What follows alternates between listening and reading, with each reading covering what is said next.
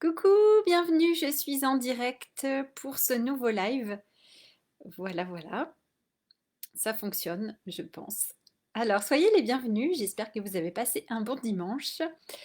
Et oui, nous sommes le 18 juin, voilà, voilà. Et ce soir, eh bien, j'ai eu envie de vous faire un tirage d'oracle.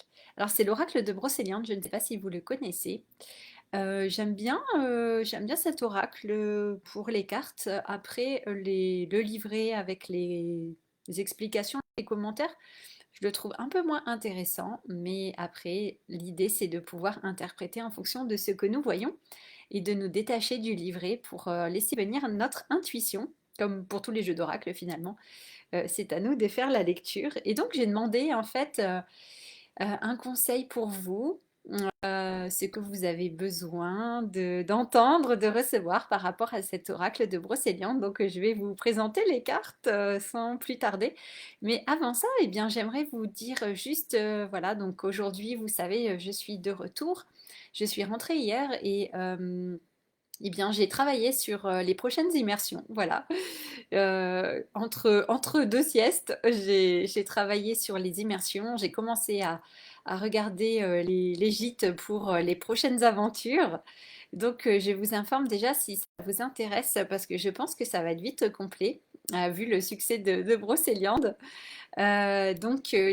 Immersion magique à Rocamadour, mi-septembre, fin septembre au début octobre. Je suis en train de voir en fonction des gîtes que je trouve, que je vais trouver, ce qui est encore disponible, parce que vous savez, il faut réserver quand même longtemps avant. Et là, il y a déjà de nombreux gîtes qui sont déjà complets. Mais je fais mes recherches, j'ai déjà envoyé plusieurs messages. Donc voilà, immersion magique à Rocamadour à la rentrée, ça c'est sûr. Donc, et il y aura bien Brocéliande en juin l'année prochaine. Donc là aussi, je commence déjà à travailler sur le programme de l'année prochaine en fonction de ce que nous avons vécu aujourd'hui. Donc je vous informe déjà si ça vous intéresse de vous approcher, de vous rapprocher de moi, pas de vous approcher, de vous rapprocher de moi pour en parler parce qu'effectivement, je pense que ça va vite être complet. Alors, donc, cela dit, et toujours les immersions magiques en montagne cet été aussi. Donc ça, je vous en reparlerai. Je vais faire le programme là cette semaine, ça y est. Alors, donc, ce tirage d'oracle, quelles sont les cartes qui sont venues pour vous? Eh bien, les cartes qui sont venues pour vous, ce sont les suivantes. Donc, le besoin d'aller dans la forêt. Voilà, donc c'est la forêt. Bon, c'est la forêt de Brocéliande, évidemment, puisque c'est l'oracle de Brocéliande. Je vous montre la carte. Voilà, je pense que vous voyez. D'aller dans la forêt. Alors, si vous n'allez pas en Bretagne, eh bien, une autre forêt faudra la faire. Mais c'est l'idée de pouvoir vous connecter à la forêt, d'aller en forêt. Et pour aller faire quoi en forêt? Eh bien, vous reconnecter à la magie. Donc ça, c'est la carte de la magie. Vous pouvez voir cette belle fée avec ses ailes et puis sa baguette magique qui envoie de la poudre de fée. Voilà, sur, sur tout ce qu'il y a autour d'elle et ce petit sourire malicieux de la fée. Et donc l'idée, ben, c'est d'aller effectivement en forêt pour connecter à la magie. Et voilà, ben, c'est exactement ce qu'on fait quand nous faisons des immersions magiques. Je vous emmène en forêt pour que, et pas seulement, mais aussi en forêt, pour que vous ayez accès à votre magie. Et c'est pareil ici en montagne, en forêt. Donc la magie, elle est partout. Et effectivement, en forêt, eh bien, il y a aussi cette magie de vous connecter au monde des fées, mais pas seulement. Et c'est vrai que c'est vraiment un lieu privilégié, la forêt, pour aller aussi eh bien, rencontrer beaucoup, beaucoup de choses, rencontrer les esprits animaux, rencontrer ces arbres qui sont magnifiques, qui nous aident à nous ancrer, à nous enraciner, et puis découvrir ce qu'on appelle aussi eh bien, le petit peuple, tous ces êtres de la nature qui vivent en forêt, et notamment les fées, bien sûr, les elfes, et puis bien d'autres encore, il y en a beaucoup d'autres. Les corrigans en Bretagne notamment. Après, chaque région a sa spécificité d'êtres de la nature. En fait, c'est aussi bien, se reconnecter à la magie, à votre magie, bien sûr, à la magie qui est en vous, au magicien, à la magicienne qui est là à l'intérieur de vous, et vous reconnecter à cette énergie, à ces vibrations, et que vous puissiez oui, rendre vraiment votre vie magique, comme je vous ai dit beaucoup ces derniers temps, mais c'est vraiment ça. Et ça fonctionne vraiment, hein, c'est pas juste voilà, une histoire qu'on se raconte, ça arrive vraiment. Quand quand on s'ouvre à ça, eh bien, ça s'ouvre de plus en plus. Et alors, ce que j'ai trouvé intéressant aussi après, c'est cette carte, l'animal qui vous accompagne dans cette quête pour vous reconnecter à votre magie. Eh bien, c'est la chauve-souris. Ah! Alors, on peut avoir peur de la chauve-souris. Ah, justement, on m'a parlé de chauve-souris au téléphone aujourd'hui, et c'est la carte que j'ai tirée ce soir pour vous, hein. J'ai demandé pour vous, parce que moi j'ai eu le loup pour moi. Mais pour vous, c'est la chauve-souris. Voilà. Donc, qu'allez-vous faire avec cette chauve-souris? Bah, vous voyez qu'elle est là dans la nuit, hein, et puis elle est en train de voler. Elle est dans la forêt, notamment, on voit les arbres derrière. Ça peut faire très peur. Alors, n'ayez pas peur d'aller en forêt, et n'ayez pas peur d'aller en immersion magique aussi. Hein, on pourrait dire que c'est ça. Et la carte de la chauve-souris, moi j'adore parce qu'en fait c'est un animal super intéressant. Elle nous invite, cette chauve-souris, à nous connecter, à aller voir le monde de nos peurs, nos ombres.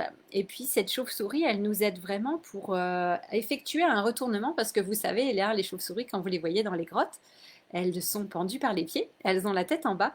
Et c'est ce que nous avons vu aussi dans l'église que j'ai beaucoup aimé, dans cette église du Graal en Bretagne, à Tréau-Rantuc. Vous avez une sainte, Sainte Onnen, qui est dans cette église. Elle est représentée dans cette église et cette église est dédiée à Sainte Onnen. Et Sainte Onnen, elle nous montre un retournement, c'est-à-dire le premier vitrail quand on entre dans l'église. Eh bien, ce n'est pas sa naissance, mais c'est le décès de Sainte Onnen, c'est son enterrement. Et elle entre par les pieds. Elle entre dans l'église. Son corps, voilà, entre par les pieds et ses pieds sont rouges. Donc ça nous apprend bon voilà, c'est toute une histoire que je ne vais pas vous raconter ici lors du défi live. Il faut venir en immersion magique pour que je vous raconte tout ça. Mais en fait, ça explique le retournement, c'est-à-dire quand on a réussi à faire l'union des contraires en nous, l'union des opposés, et quand on arrive vraiment à l'unité. Et donc, je trouve intéressant, les chauves-souris, voilà, sont pendus par les pieds et ont la tête en bas. Donc, ça nous montre comment il est important d'effectuer un retournement. Et c'est comment une voie aussi où on peut effectivement lâcher l'ego, lâcher toutes nos peurs, nos blessures, pour enfin arriver à un état où on est vraiment connecté au grand tout, où on est dans l'unité, où on est dans l'amour, où on est vraiment, on fait partie voilà, de cet univers au complet et il n'y a plus de séparation, il y a que de l'amour. Donc c'est ça. Et la chauve-souris, elle nous montre aussi la voie d'entreprendre. En fait, c'est un chemin très initiatique avec la chauve-souris. C'est vraiment voilà, tout un chemin d'initiation et c'est ce que nous faisons aussi dans les immersions. Donc c'est vraiment passer par des initiations et une certaine mort symbolique, mais c'est une mort symbolique du moi, la mort symbolique de l'ego et de l'identité, hein, de l'identité que nous pensons avoir. Ça, je vous en ai déjà beaucoup parlé aussi lors des défis live, de cette identité à laquelle on s'accroche. Et il y a un moment sur notre parcours de vie où on a besoin effectivement de lâcher cette identité parce elle est complètement liée au passé, elle est liée à nos blessures, elle est liée à nos peurs, à nos limitations, à nos croyances, à nos héritages, à notre karma, enfin tout ce que vous voulez. Vous voyez de quoi je parle. Enfin, j'en ai beaucoup parlé déjà. Et donc, voilà, de se mettre les pieds en l'air et la tête en bas, ça remet les choses en place. Et ça permet en fait de vraiment de passer à autre chose. Et quand on fait des immersions magiques comme ça, c'est vraiment comme je vous disais, très initiatique et nous ne sommes plus la même personne au retour, ça c'est clair. Il y a eu un vrai changement dans notre vie et effectivement, bien sûr, c'est un changement pour le mieux, évidemment. On n'est pas là voilà, pour autre chose. On est là pour aller vers plus d'amour, plus de joie, plus de lumière, plus de liberté, plus d'abondance, plus de sérénité, de paix, enfin tout ce que vous voulez, et aller vers, oui, vers un monde meilleur et devenir les créatrices, les créateurs de notre propre vie et contribuer à cette ascension de l'humanité et à la création de ce nouveau monde et de cette nouvelle humanité. Donc la chauve-souris, elle est super pour ça. Elle nous ouvre vraiment la voie et pour ça, il ne faut pas avoir peur. Voilà, il y a des animaux comme ça qui font peur, mais ce sont des esprits animaux quand on sait les travailler avec eux qui peuvent être vraiment formidables. Donc, il ne faut pas avoir peur de tout ce qu'on va laisser derrière nous. Et donc, vous aussi, eh bien là, je vous invite à aller justement, comme on a dit, en forêt, découvrir votre magie et ne pas avoir peur, eh bien, de libérer. Voilà, tout ce qui vous freine, tout ce qui vous bloque, tout ce qui vous entrave, de laisser partir tout ça pour vous renouveler et devenir un nouvel être Peut-être, voilà, comme au lever du jour, vous serez transformé. Passer peut-être une nuit en forêt, je ne sais pas.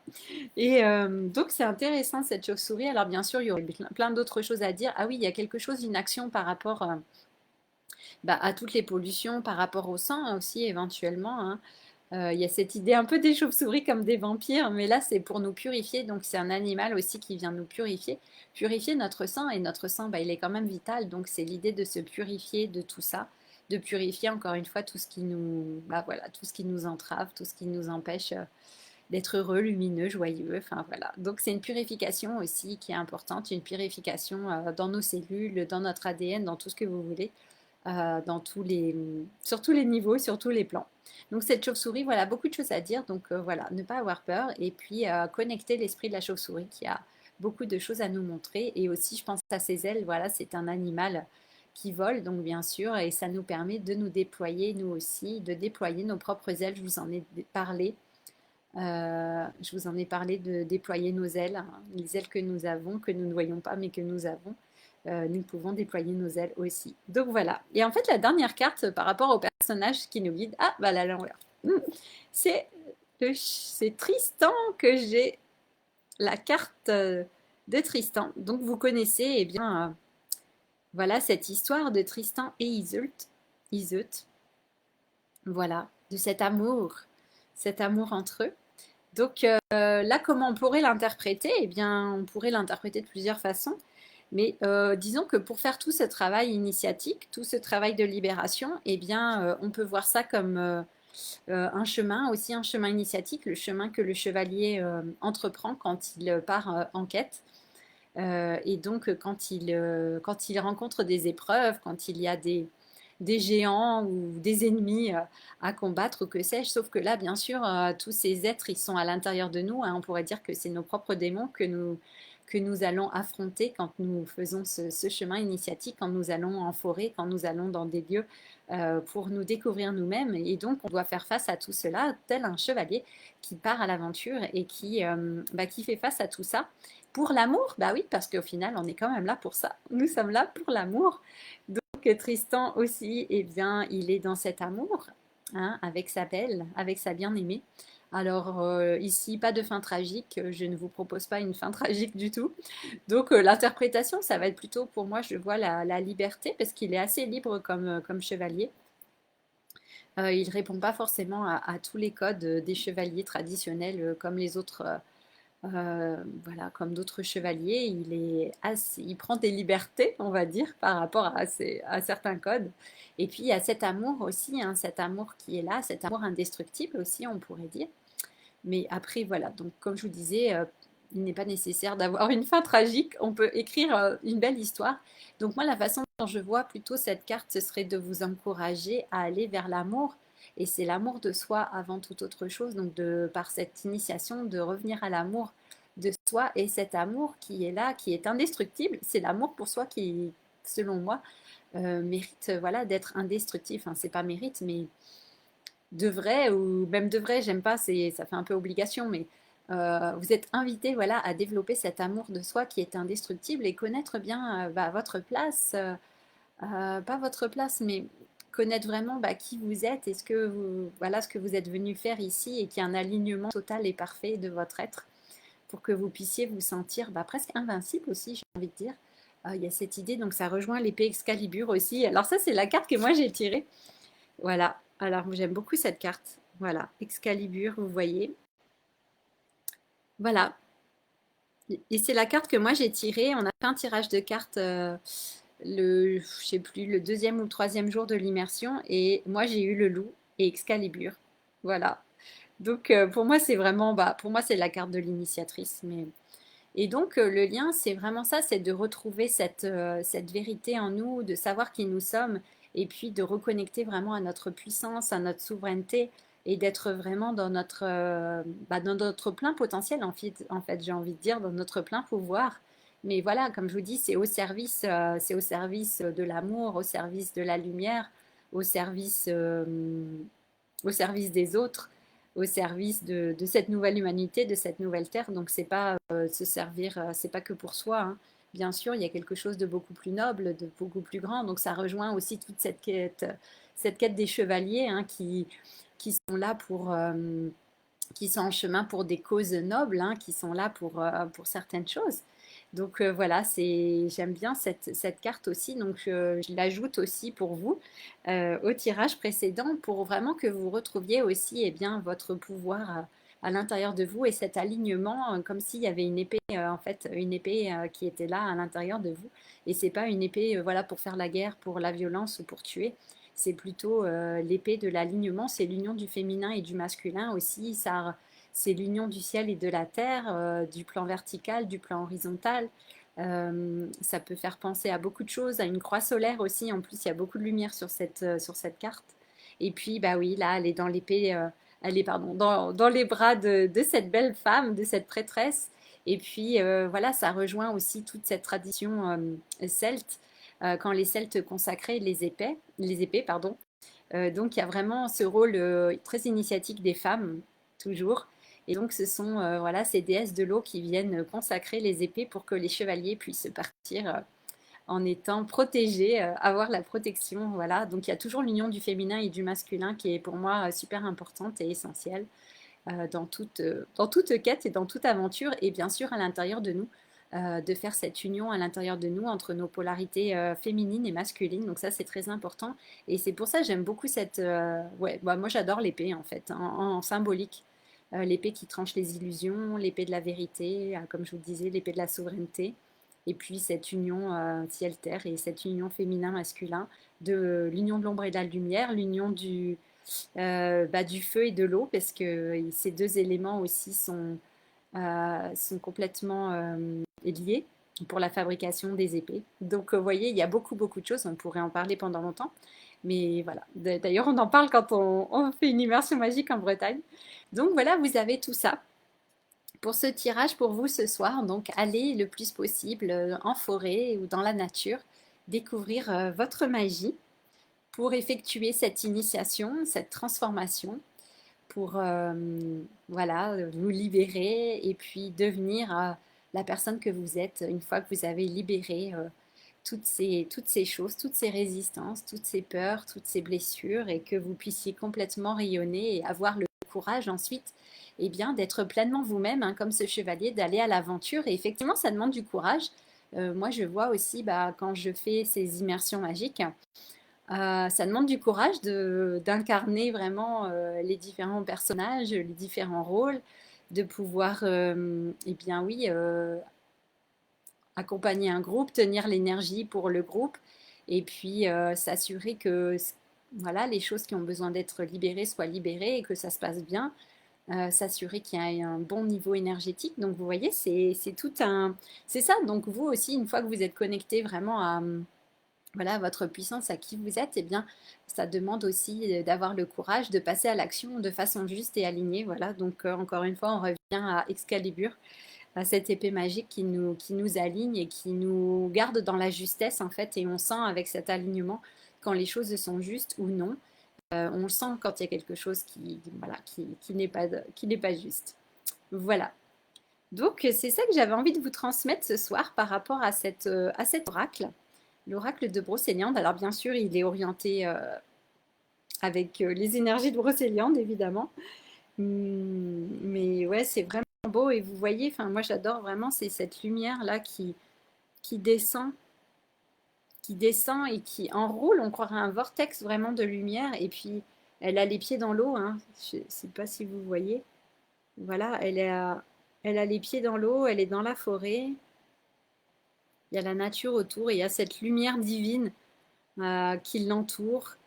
Qui est là, qui crée comme un vortex et on sent vraiment la présence, ouais, bah, la présence de la magie qui est là, qui est tout le temps là.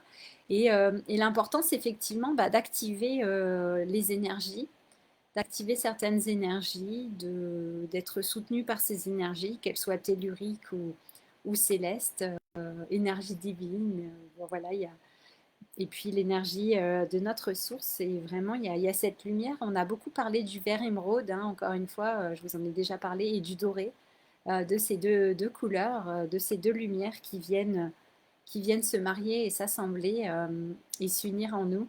Et c'est vraiment beau, c'est vraiment magnifique. Donc cette carte, elle est vraiment très très belle. Cette carte d'Excalibur, moi, elle me parle beaucoup. Voilà.